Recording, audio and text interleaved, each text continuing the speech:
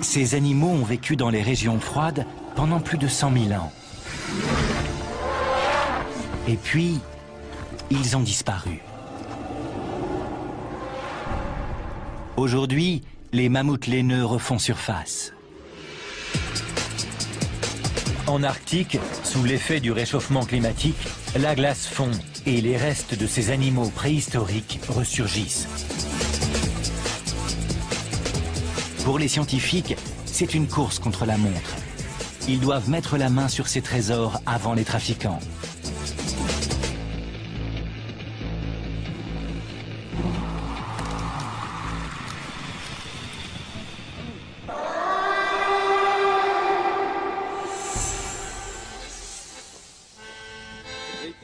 Bernard Buig est chasseur de mammouths et explorateur. Il a l'habitude de travailler dans les régions les plus inhospitalières. Il est passionné par ces animaux préhistoriques. C'est un touche-à-tout qui n'a peur de rien. Ça tombe bien, chasseur de mammouths n'est pas un métier facile.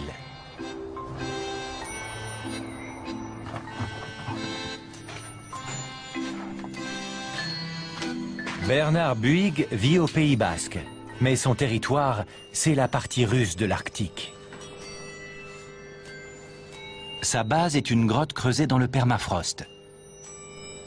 Les parois de glace assurent une température constante de moins 26 degrés. Elle préserve les centaines d'ossements qu'il a sauvés du marché illégal.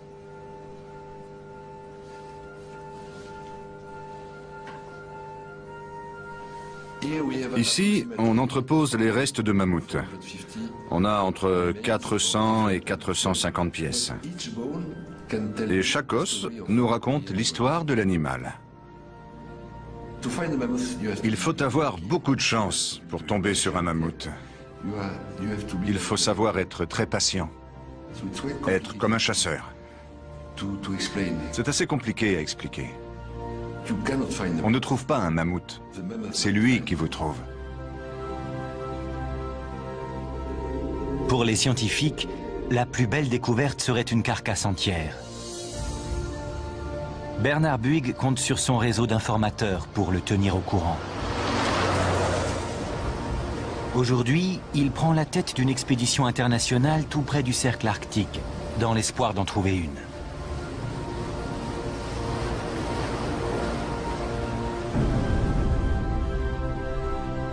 Les recherches portent sur toute la Sibérie. C'est une immense région glacée où la température peut avoisiner moins 40 degrés pendant plusieurs mois d'affilée.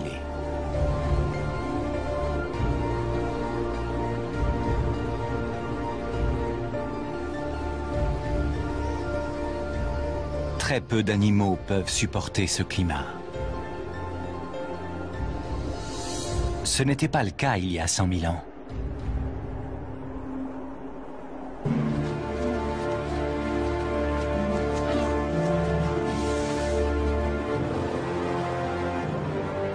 Les mammouths laineux étaient parfaitement adaptés à cet habitat et ils vivaient nombreux dans la région. Ils ont quasiment tous disparu à la fin de la dernière glaciation, il y a environ 10 000 ans. Et on ignore pourquoi. Pour seuls indices, ils ont laissé un très grand nombre de carcasses, aujourd'hui cachées sous la glace.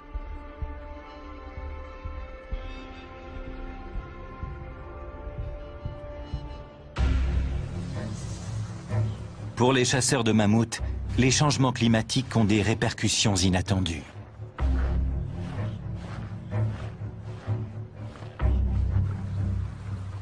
La hausse des températures fait ressurgir des ossements, des défenses et même des squelettes entiers.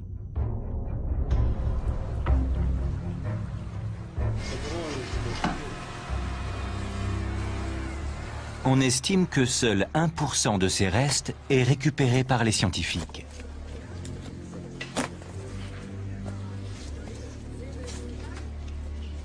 Le reste tombe entre les mains de trafiquants, qui les revendent au marché noir où les plus belles défenses peuvent se négocier autour de 75 000 € pièce.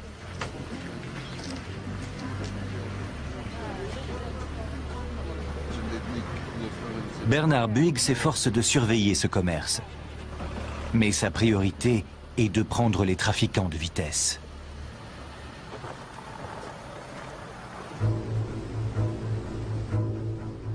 Il veut que la science puisse étudier de nouveaux ossements.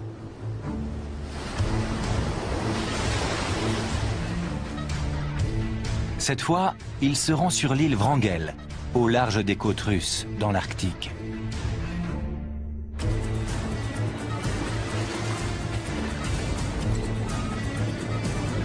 Il est accompagné par 2 scientifiques qui connaissent bien les mammouths. La spécialité du paléontologue Dan Fisher, ce sont leurs défenses. Il les étudie depuis 30 ans et sait les faire parler.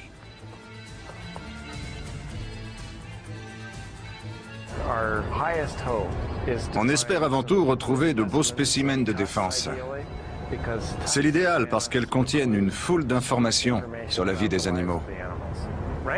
L'île Wrangel est au bout du monde. On n'a aucun moyen de savoir ce qu'on va voir en arrivant. Alexei Tikhonov est le directeur adjoint de l'Académie russe des sciences. C'est sa 3e visite sur l'île.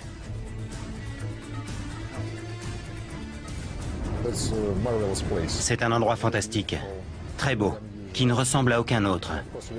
Et bien sûr, on espère trouver de nouveaux mammouths. Personne ne va jamais sur cette île, il n'y a que les fous comme nous. C'est un coin super, bien sûr. Et sur la carte, on voit qu'il est loin de tout.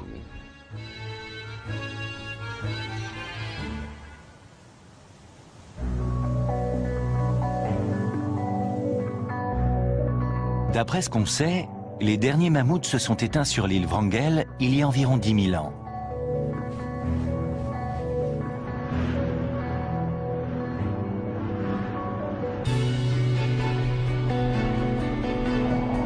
Depuis le début du XXe siècle, on retrouve ici des spécimens très beaux.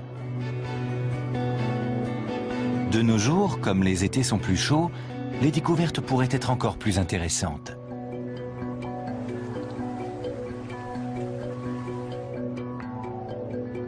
La plupart du temps, l'île est cernée par la mer de glace.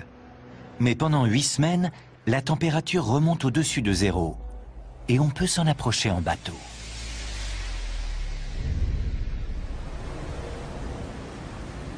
Bernard a recruté Sergueï Gorbounov. Son rôle, régler tous les problèmes que l'équipe peut rencontrer, et notamment les protéger des habitants de l'île.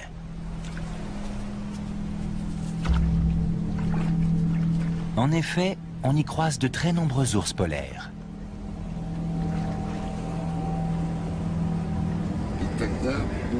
On ne peut pas accoster là parce qu'il y a des ours, c'est ça? Oui, ils sont juste là. Ils identifient un coin plus sûr et décident de descendre à terre.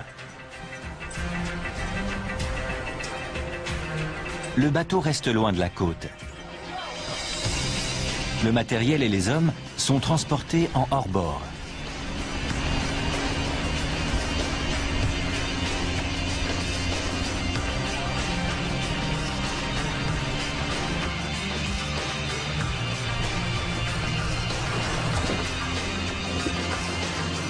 L'île fait 7800 km² et presque toute sa superficie est une réserve naturelle. L'équipe va bientôt se mettre au travail. Mais avant, un garde forestier lui donne quelques recommandations. Si vous ne réagissez pas, l'ours sent votre peur. Il sait qu'il a le dessus. C'est comme ça avec les mâles. Si vous montrez de la faiblesse, vous êtes fichu. L'ours se sent supérieur. Et il vous taille en pièces. Il en faut plus pour faire peur à Bernard Buig.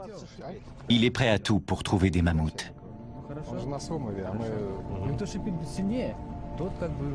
Il est loin d'être le premier à se passionner pour ces animaux.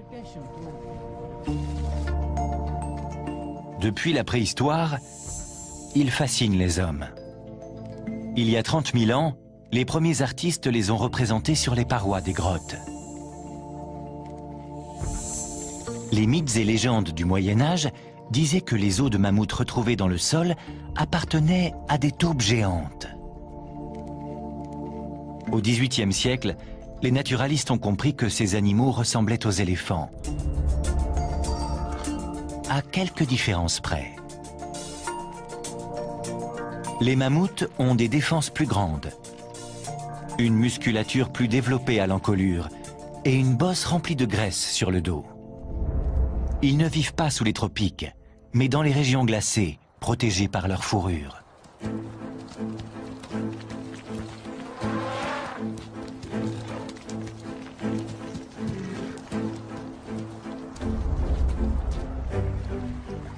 L'équipe entame ses recherches sur l'île Wrangel. Je suis en train de chercher des traces de mammouth. Dan Fisher sait qu'il faut ouvrir l'œil.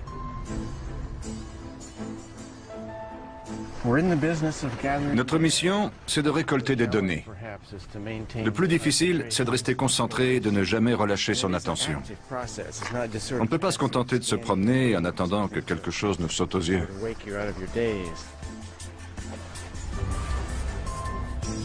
Lors des 5 premières journées, l'équipe ne trouve que des dents et quelques fragments d'eau et de défense. Une dent et un morceau de défense. Chaque trouvaille est étiquetée, répertoriée et soigneusement rangée. Pour l'instant, il n'y a rien d'exceptionnel.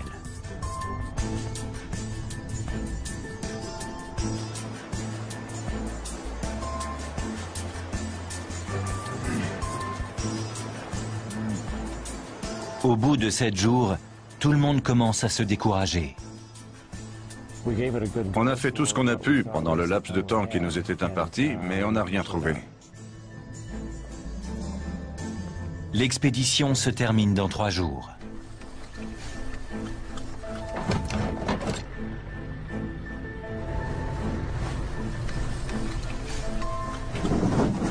Tout à coup, le véhicule de l'équipe roule sur une bosse suspecte.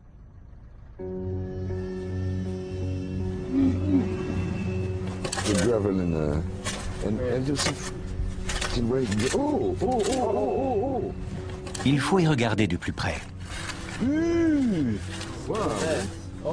Ça va plus loin. On dirait une défense, sans doute intacte. Pour en avoir le cœur net, il faut la dégager entièrement.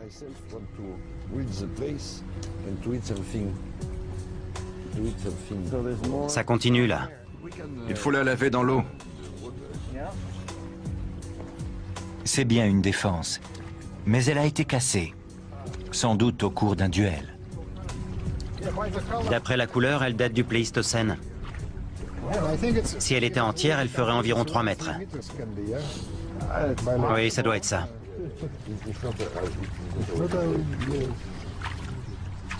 Les défenses contiennent des informations que l'on ne trouve pas dans les os et les dents. Ici, on voit les différentes années. C'est super.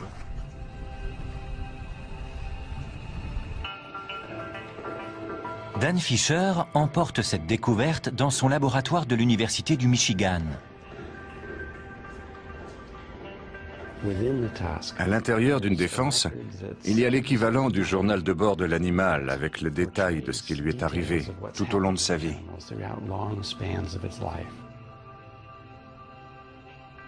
La plus grande défense de mammouth jamais retrouvée pesait environ 120 kilos.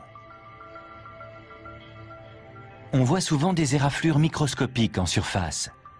Peut-être parce que l'animal a gratté la glace et la neige pour trouver à manger.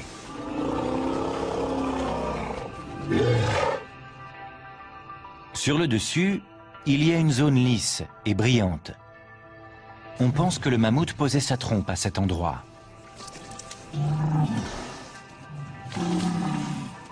Le plus intéressant, c'est l'intérieur de la défense. Pour l'étudier, il faut découper l'ivoire.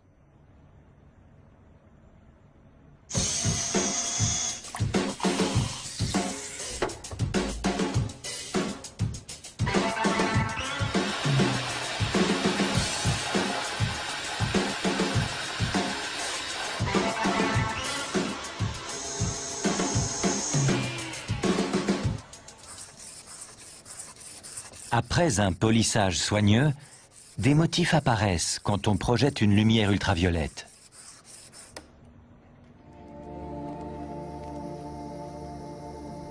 On voit alors des lignes et des zones sombres qui font penser aux anneaux de croissance des troncs d'arbres.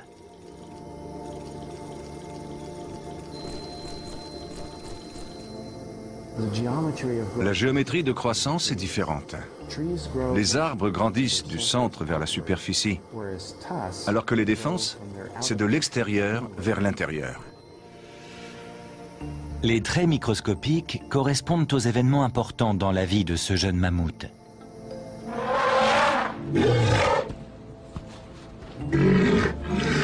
Dan Fisher sait quand il a été sevré du lait de sa mère, ou lorsqu'il a été chassé de son troupeau pour vivre tout seul comme tous les mâles.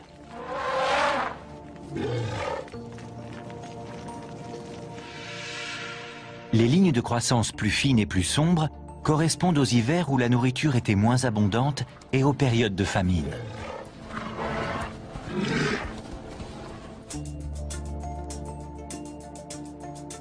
On peut aussi y lire les événements graves, comme l'affrontement du mâle avec un rival pour une femelle.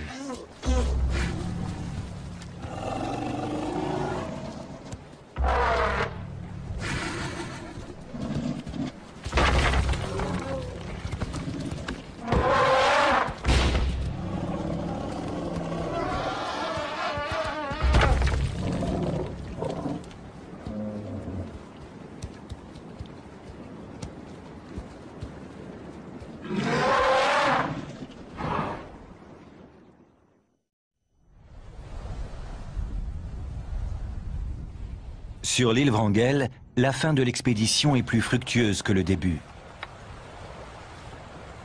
L'équipe reprend espoir. Elle aperçoit une lueur caractéristique au loin.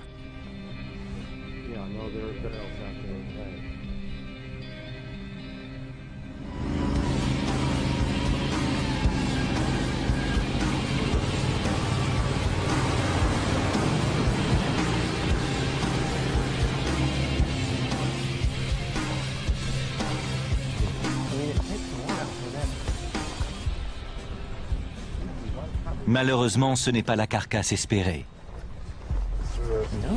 Elle est entière. C'est une grande défense.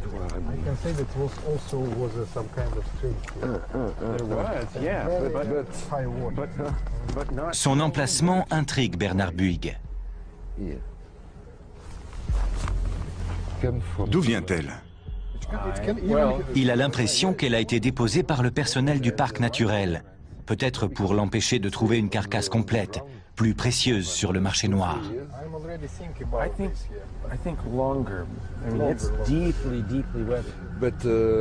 Je ne comprends pas ce qu'elle fait là. La défense a aussi pu être exposée par la fonte des neiges et emportée par les ruissellements jusqu'à cette plaine.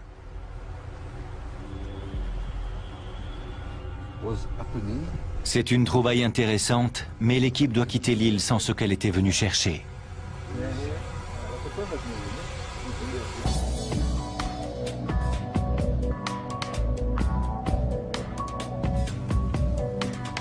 Bernard Buig prépare déjà son expédition suivante. Il espère entendre parler d'une rumeur ou recueillir des informations pour savoir où chercher la prochaine fois.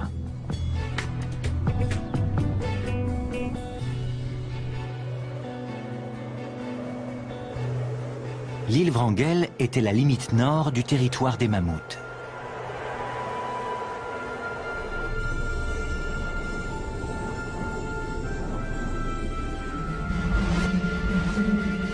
Ils étaient très nombreux du nord de l'Eurasie à l'Amérique du Nord.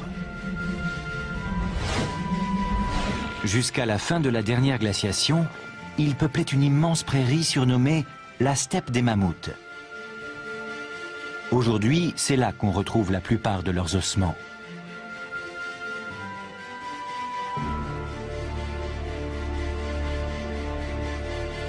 Les mammouths et les éléphants ont un ancêtre commun qui a vécu il y a 6 millions d'années. Les mammouths sont apparus dans le sud de l'Afrique. Sur 3 millions d'années, ils ont migré vers le nord et se sont différenciés, jusqu'à donner plusieurs espèces. Ils ont traversé le Moyen-Orient pour aller vers l'Eurasie et se sont adaptés au climat plus froid. Les premiers mammouths étaient plus gros que les éléphants. Mais ensuite, leur taille a diminué jusqu'à celle des éléphants d'Asie que nous connaissons. Ils mesuraient 3,30 m de haut et ne mangeaient plus les feuilles des arbres, mais de l'herbe et des buissons.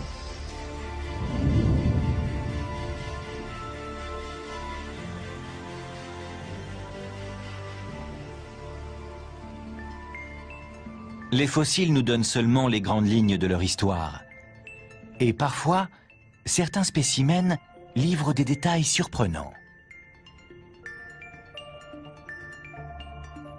En mai 2007, un éleveur de rennes a trouvé un mammouth dans un état de conservation exceptionnel.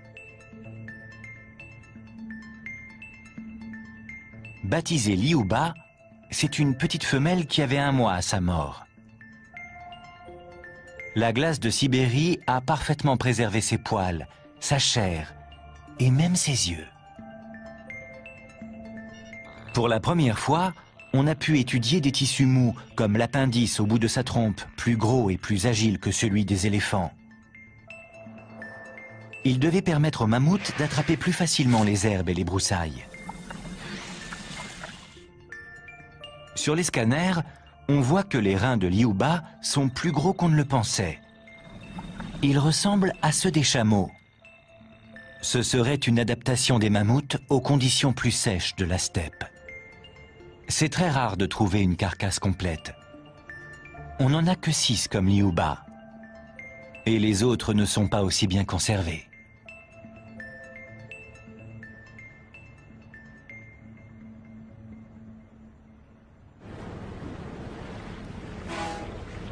Bernard Buig est optimiste et déterminé. Il compte bien exhumer un spécimen entier, adulte si possible. Et justement, il a une piste.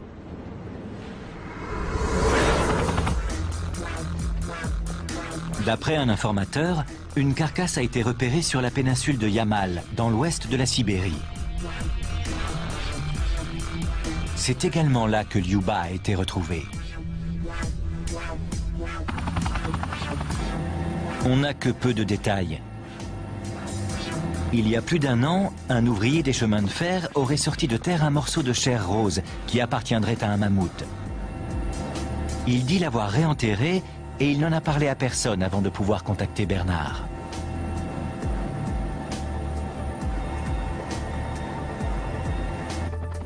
L'équipe se précipite sur place, en espérant que personne ne l'a devancé. Elle installe son campement à côté d'un groupe d'éleveurs de rennes.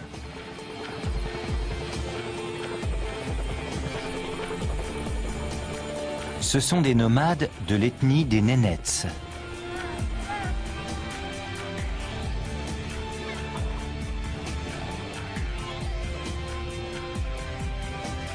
On est au milieu de l'été, la meilleure époque pour chasser les mammouths.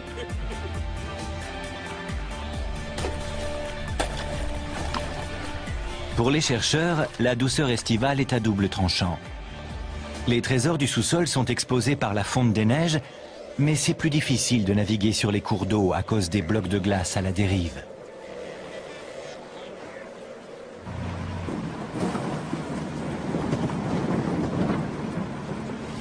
Les conditions sont encore compliquées par le soleil de minuit. À cette latitude, il ne se couche pas en été, et pendant 6 semaines, il ne fait jamais nuit.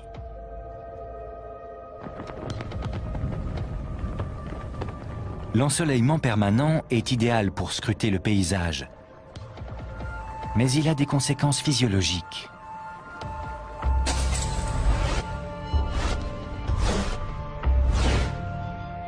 Quand on n'y est pas habitué, il peut provoquer une dépression et même des troubles de la perception.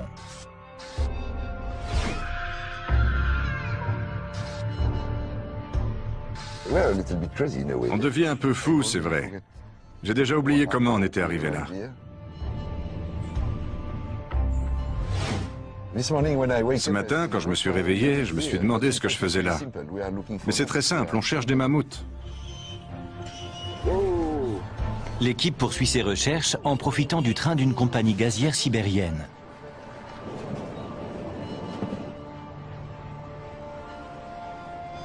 Elle va inspecter la zone où on aurait trouvé la trace d'un mammouth.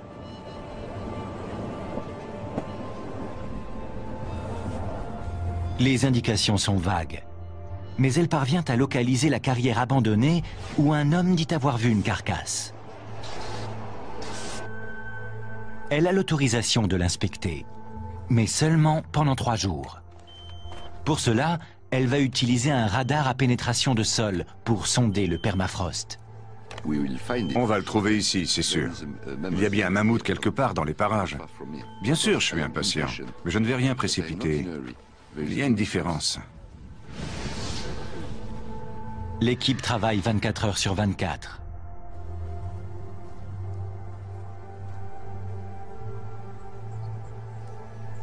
Elle a parcouru plusieurs milliers de kilomètres pour venir ici. Mais au bout de 3 jours, elle doit repartir les mains vides. Aucune trace du mammouth.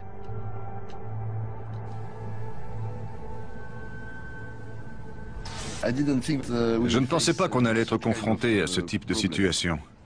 Je suis un peu déçu, bien sûr.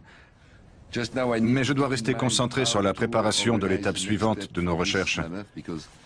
Parce que je ne vais pas laisser ce mammouth tranquille.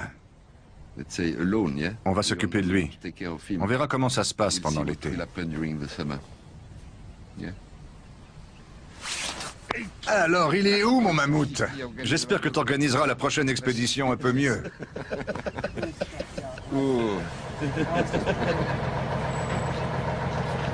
Pour l'instant, impossible de savoir s'il y a vraiment un mammouth ici, s'il est encore là, ou si des trafiquants l'ont déjà trouvé. Quoi qu'il en soit, Bernard n'a pas l'intention de baisser les bras.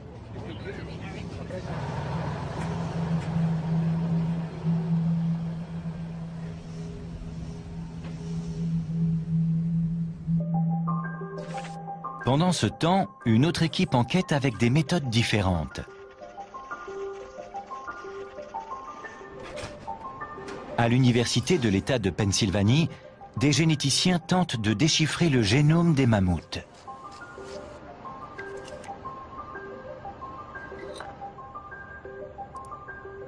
Les scientifiques ont extrait de l'ADN dans des poils et étudié le matériel génétique qui codait toutes les cellules du corps.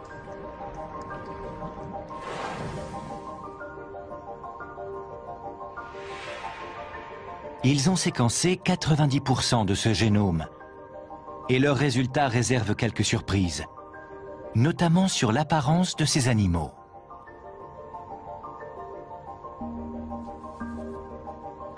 On les représente en général avec un pelage rouge foncé. Mais on a constaté que la couleur de leurs poils était déterminée par des gènes ressemblant à ceux des cheveux humains.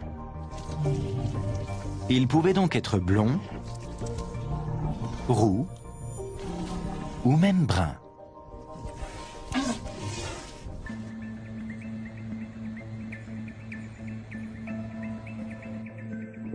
Kevin Campbell est spécialiste de physiologie environnementale et évolutionnaire. Il utilise ces résultats pour en savoir plus sur le sang des mammouths. Ce qui m'intéresse plus particulièrement, c'est l'hémoglobine, la protéine qui est l'ingrédient principal du sang. C'est l'interface entre l'atmosphère et la cellule. Cette protéine transporte l'oxygène dans le corps. Kevin Campbell travaille d'ordinaire sur des souris pour voir comment leur hémoglobine apporte l'oxygène jusqu'aux cellules, notamment quand il fait froid. Il s'est demandé comment celle des mammouths jouait son rôle sous le climat extrême de l'ère glaciaire.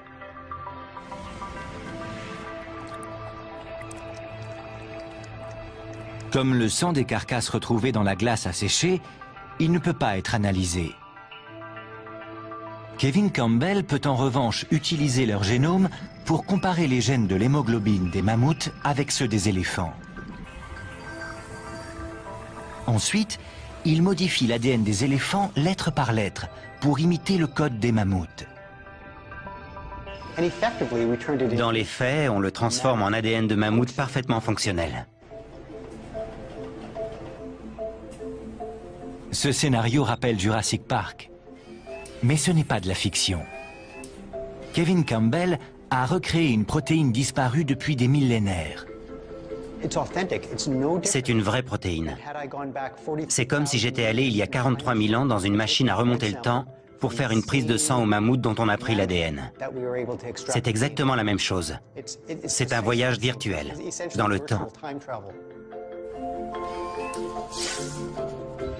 Chez la plupart des animaux, plus il fait froid, plus la capacité du sang à fournir de l'oxygène diminue. Kevin Campbell a donc voulu voir comment se comportait l'hémoglobine du mammouth.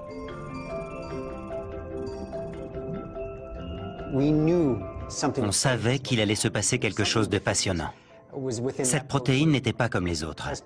Et quand la température a baissé, l'hémoglobine du mammouth a réussi à transporter l'oxygène plus facilement que celle des éléphants d'Asie.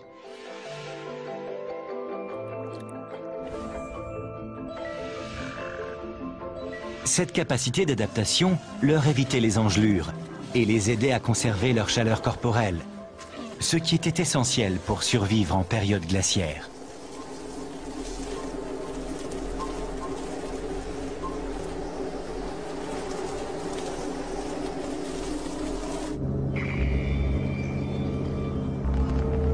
Sur le terrain, Bernard Buig n'a toujours pas mis la main sur une carcasse.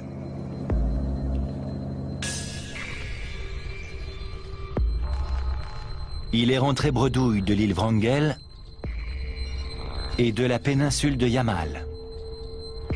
L'été est terminé et la glace va bientôt recouvrir le sol. Pourtant, il ne renonce pas. Il étend ses recherches en Sibérie et s'envole pour le lac Boustak, à 4500 km à l'est.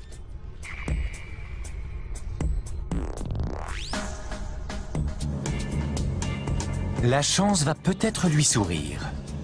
Un nouveau spécimen aurait été vu sur la côte arctique. Une des connaissances qui a des contacts chez les trafiquants l'a prévenu.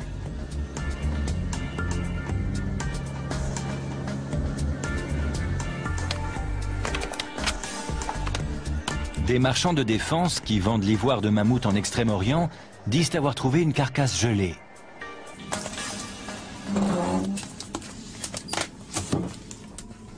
La neige rentre partout. Ils ont proposé à Bernard de l'emmener sur place. Mais le trajet sera long et difficile.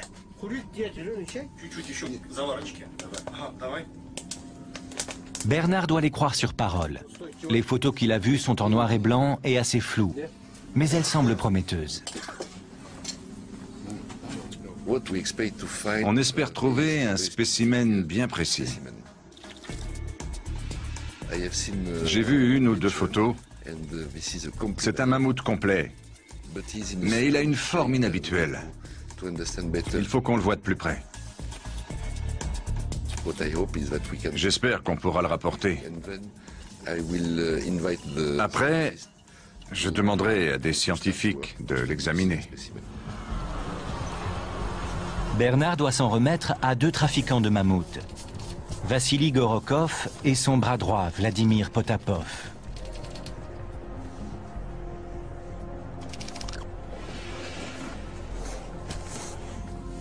Les deux hommes lui ont dit qu'un acheteur d'Extrême-Orient leur avait offert près d'1 million d'euros, mais que la transaction ne s'était pas faite.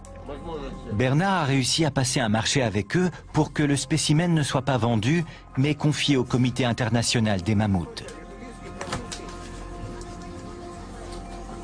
Une carcasse entière serait une trouvaille inestimable. Mais pour l'atteindre, il faut faire près de 800 km dans la toundra glacée.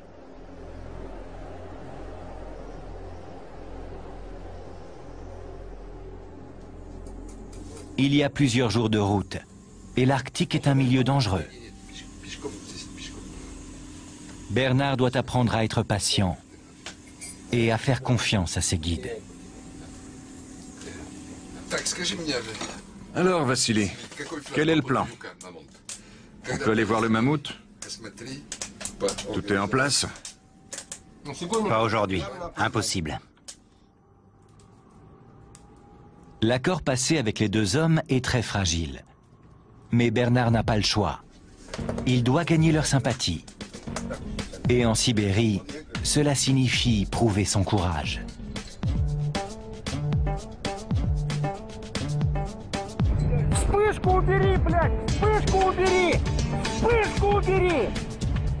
Même quand il fait moins 35.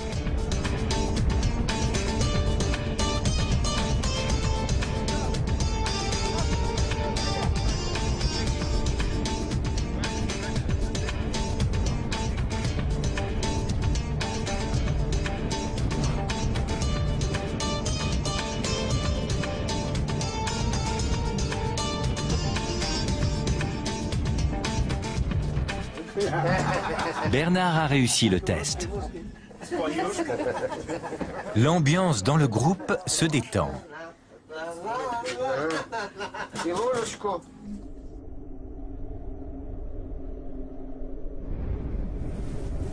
Le départ est prévu le lendemain matin. Mais il y a un problème.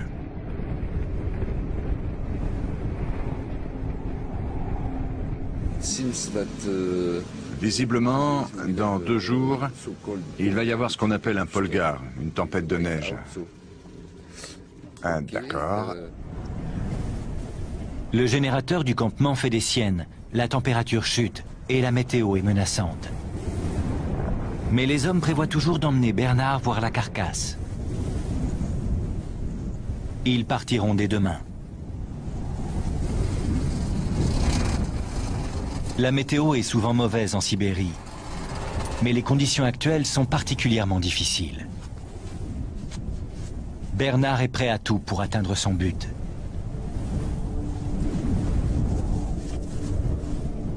Il pourrait mettre la main sur l'un des plus beaux mammouths jamais trouvés. Ce serait une découverte inestimable pour la science. On pourrait peut-être faire renaître cette espèce.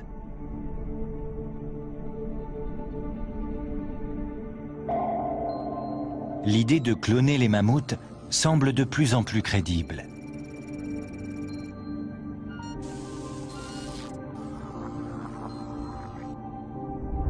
Un trésor caché dans le sous-sol de la Sibérie pourrait révolutionner les connaissances et transformer la science-fiction en réalité.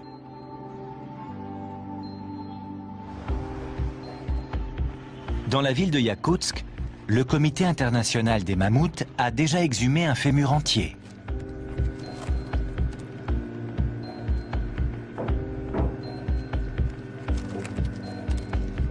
Il a été parfaitement préservé par le permafrost.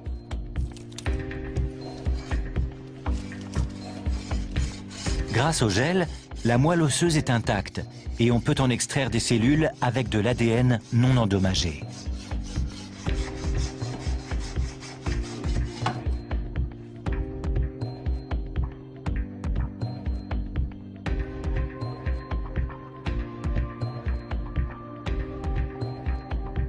La moelle va être envoyée dans un laboratoire japonais qui va tenter d'isoler des noyaux de cellules. On espère ensuite les implanter dans un ovule d'éléphant, dont on aura enlevé le noyau. Ensuite, on pourra le faire se développer dans l'utérus d'une femelle éléphant.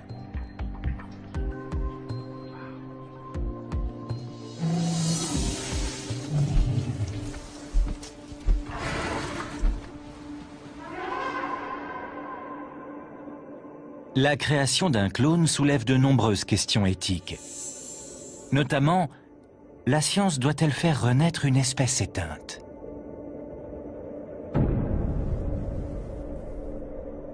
Au lieu de ressusciter les mammouths par clonage, la plupart des scientifiques préfèrent travailler sur les causes de leur disparition.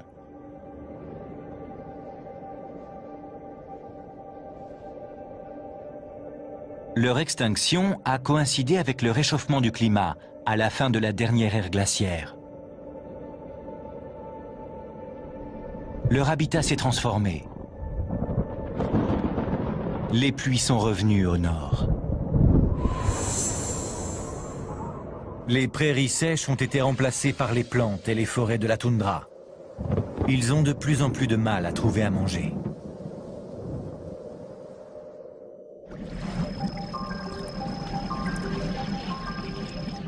Les études génétiques suggèrent que par le passé, les mammouths laineux avaient su s'adapter au changement. Il y avait eu une baisse brutale de population 30 000 ans plus tôt, mais ils étaient ensuite revenus en force. Il doit donc y avoir une autre explication que l'évolution de leur environnement.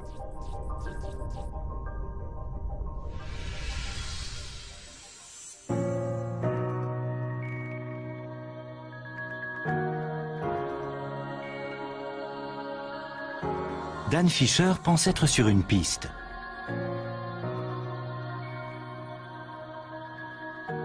Il a analysé des centaines de défenses issues de différentes espèces de mammouths et trouvé des indices.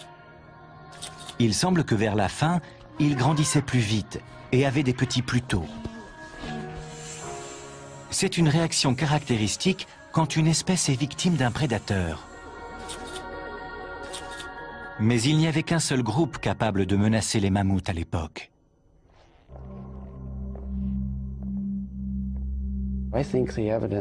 Les hommes, en chassant le mammouth, ont largement contribué à son extinction. C'est une théorie crédible, mais on manque de preuves. C'est justement ce que cherche Bernard Buig en Sibérie.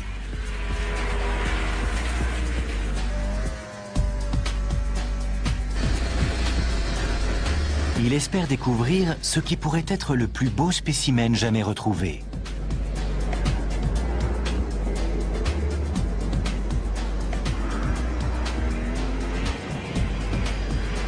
L'équipe doit être motivée. Le vent souffle à plus de 150 km/h. Les températures descendent à moins 50 degrés. Et il n'y a que du poisson cru à manger.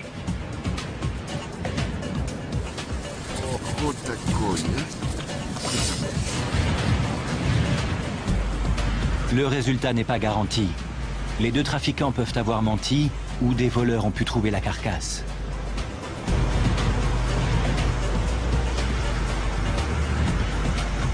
Pour l'instant, Bernard ne peut que croiser les doigts.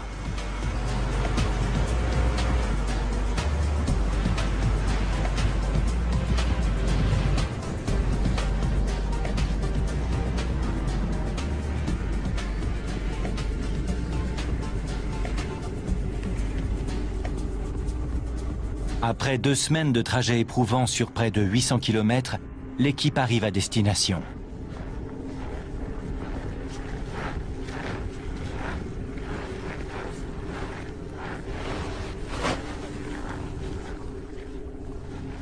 Elle est enfin dans la grotte secrète, cachée sous la glace.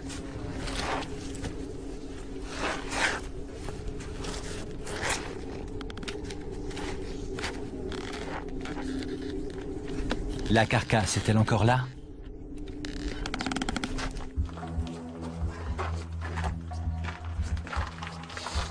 О, маленький ледник. Маленький ледник. А, нет, большой ледник. О.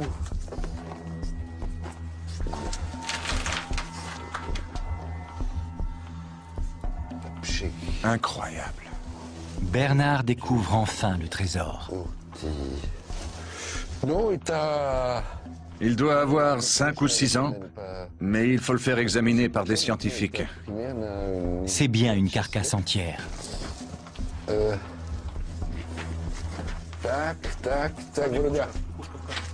Bernard n'en croit pas ses yeux. Il n'a pas beaucoup de temps. Vassili insiste pour l'emballer et repartir tout de suite.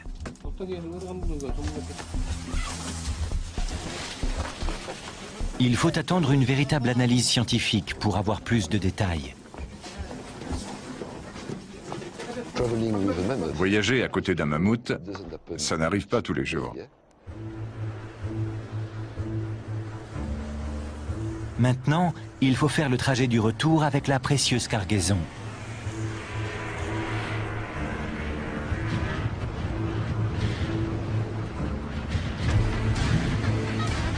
Les hommes sont sur leur motoneige jusqu'à 14 heures par jour.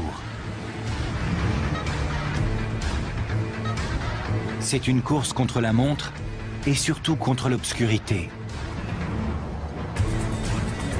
Bientôt, la nuit polaire prendra possession de la région et mieux vaut ne pas se retrouver en pleine nature quand le soleil ne se lève plus.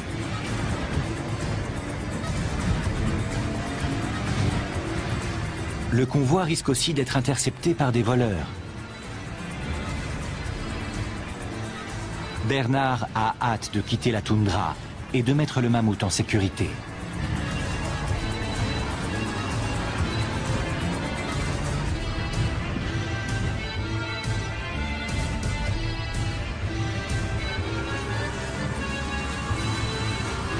Tout le monde embarque dans un ancien avion militaire pour faire les 800 derniers kilomètres jusqu'à Yakoutsk.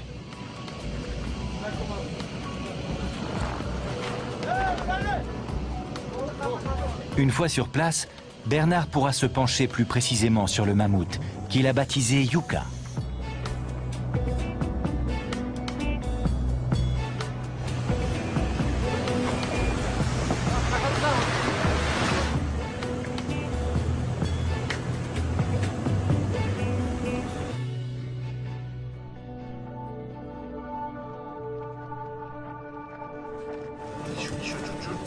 La carcasse va peut-être révéler de nouvelles informations sur l'extinction des mammouths.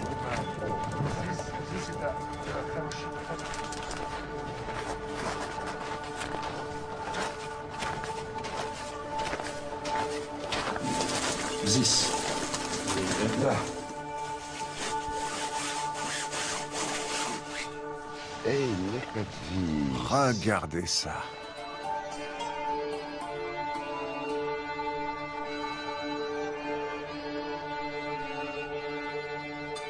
Ces longs poils. C'est vraiment incroyable. Maintenant que je peux le toucher et le voir en pleine lumière, je vois tous les détails. C'est très émouvant pour moi. J'ai besoin de temps pour réaliser ce qui se passe exactement. D'après sa taille, Yuka était un jeune mammouth qui n'avait pas terminé sa croissance. Après des millénaires dans le sol glacé, son corps est contorsionné. Il est sur le dos, la tête tournée sur le côté et les pattes en l'air. Ses coussinets et ses poils blonds cuivrés sont parfaitement préservés. Pourtant, il manque de grands os, ce qui explique que le corps est affaissé. On ne sait pas encore s'il s'agit d'un mâle ou d'une femelle, ni de quand date la mort. En revanche, certains signes indiquent une possible intervention humaine. On a beaucoup de choses à comprendre à propos de ce spécimen, parce qu'il a été ouvert sur toute la longueur du dos, et que quelqu'un a enlevé les os principaux. Il en reste encore certains, comme le bassin et les omoplates, mais on n'a plus les vertèbres. Le gros point d'interrogation, c'est que s'est-il passé au moment de la mort de cet animal, ou durant sa vie? Bernard Buig veut maintenant savoir si les os ont été prélevés au moment de la mort du mammouth ou plus tard. Si c'est à sa mort, cela pourrait prouver l'implication des hommes.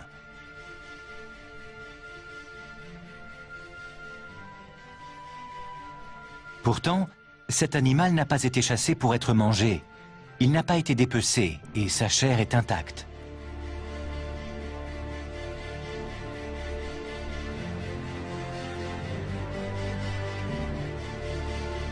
Autre hypothèse, ces os ont pu être enlevés dans le cadre d'un rituel sacré. Il pourrait aussi s'agir d'un trophée de chasse. Peut-être que les os et les défenses servaient à quelque chose à l'époque, ou que les chasseurs avaient prévu de revenir pour le découper en morceaux et n'ont pas pu.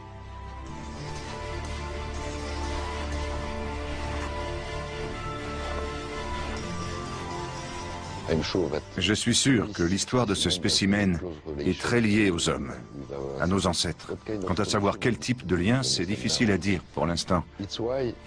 Mais la prochaine étape, ce sera de consulter des spécialistes, des scientifiques qui nous aideront à comprendre ce qui s'est passé. Ce jeune mammouth prénommé Yuka pourrait donc nous ouvrir de nouveaux horizons sur ces animaux impressionnants et encore méconnus.